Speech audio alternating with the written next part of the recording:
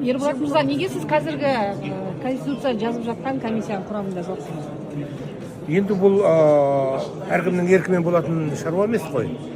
Конституциялық реформа деген президенттің негізгі бастамасымен жүзеге асып жатыр. Оның өз құзыреті. Конституция мен президент деген екеуі екі ұғым деп қабылдау керек. Бұл мемлекет пен қоғам арасындағы қарым-қатынастың бір реттеуші құжаты. Сондықтан президенттің командасы тарапынан өздері әсіресе заңгерлерді алды, қоғам жастары өкілдерін алды, қоғамдық бірлестіктердің өкілдерін алды. Мен ешқандай бірлестікте жоқпын. Сондан мен дәл осы комиссияның жұмысына сондай бір қажеттілігім болмаған шығар. Сондықтан мен оған кірмей қалдым деп ешқандай да менде бір өкініш те жоқ. Ренжіп қалған жоқсыз? Жоқ, ешқандай реніш жоқ.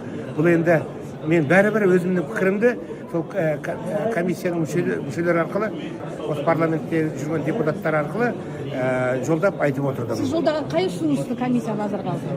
Мәселен, енді оны комиссия назарына алды деп айта алмаймын, бірақ мен жолдадым. Мәселен, мынау Конституциялық соттың мүшелерін, жоғарғы соттың судьяларын сайлау кезінде жаңағы 2 рет, 3 рет парламент келісім бермей қойса, парламент тарқатылады деген пікірге мен қарсылық пікірімді жолдап азаматтарға айттым. Болмайды, біз парламенттің рөлін түсірмеуіміз керек.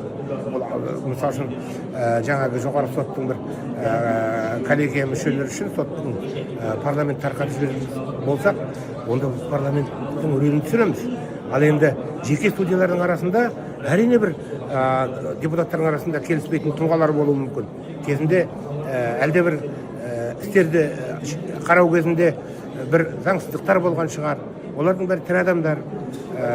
Сондықтан ондай келіспеушілік үшін парламентті тарқату, бұл біз парламенттің беделін жалпы оның институт ретінде біз төмен түсіріп жібереміз деген тұрғыда. Комиссия ұсынған ұсыныстың біреуі енді болашақ бір палаталы парламентке, яғни құрылтай деп атаймыз ба, сол құрылтайға мысалы үкімет мүшесін отставкаға жіберу құзыреті берілмекші. Мысалы, бұл жекелеген бір топ депутатқа бір министр ұнамай қалса, оны сіздер отставкаға жібере аласыздар. Бұл ұсыныс қалай, көңілден шықты ма? Жалпы біз бір палаталы парламент қана құрып жатқан жоқ, бұдан структуралық тұрғыда ғана емес, оның мән мазмұнында күшейтуіміз керек қой. Біз егерде жаңағы бұрынғы форманы сенатта ғана қысқартып жіберіп қайтадан алып келсек, ол қоғам түсінбей қалады біздің. Орысшалап айтқанда шылы на мылы дейді ғой, жаңағы ауыстырып жатқан сияқты болып қаламыз.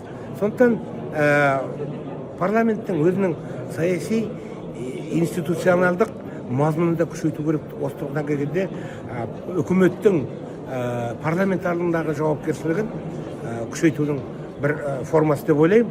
Себебі әлде бір министрді тағайындауға парламенттің тиісті комитеті келісім береді.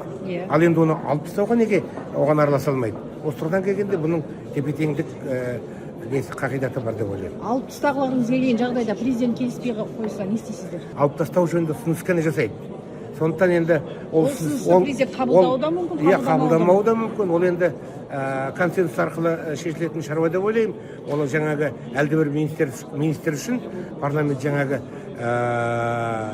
бір беткей тұрып алып жаңағы не ол кетеді, не біз кетеміз деген ондай талап болмайды деп ойлаймын. Рахмет.